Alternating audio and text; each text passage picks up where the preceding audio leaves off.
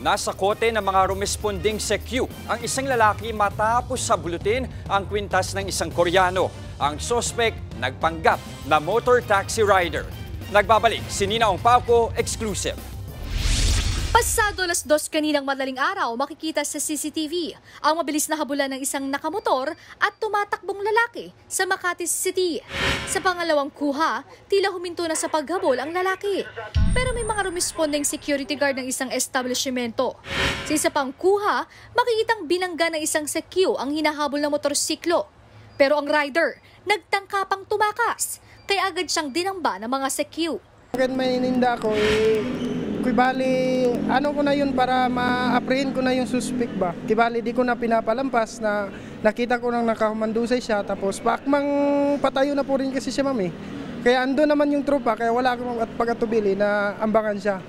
Ang lalaki, isa palang snatcher na nagpanggap na rider ng isang ride-hailing app. Ang kanyang biktima, ang magkasintahang Korean national na hinabultan niya ng kwintas habang naglalakad. Narecover ang kwintas ng Korean national na nagkakalaga ng 50,000 pesos. Narecover din ang ginamit na helmet na may logo ng ride-hailing app at mga damit ng sospek, gayon din ang plaka at motorsiklo.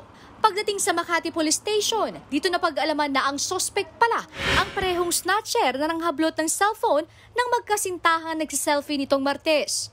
Itong suspect na ito ay sinabi niya rin po na siya rin yung snatcher ng cellphone. Opo, kumpirmado po.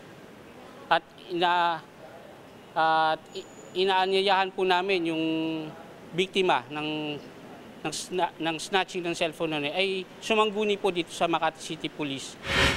Tumanggi nang humarap sa kamera ang mga biktimang Korean national.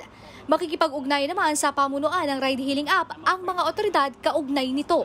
Sasampahan pa rin namin pa siya ng kaso at kakausapin po namin ang mga TNVS na makipagtulungan sa amin na hanggat maaari ay wag basta-basta po ipamimigay or i-distribute ang kanilang mga accessories na napagkakakilanlan na sa kanila at nagagamit po sa mga masasamang paraan katulad po ng mga snatcher na ito. Nagbabalita mula sa Frontline, Nina Ongpauco, News 5. Mga kapatid, Jess De Los Santos po ang inyong kasangga sa paghahatid ng balita para sa may alam at may pakialam.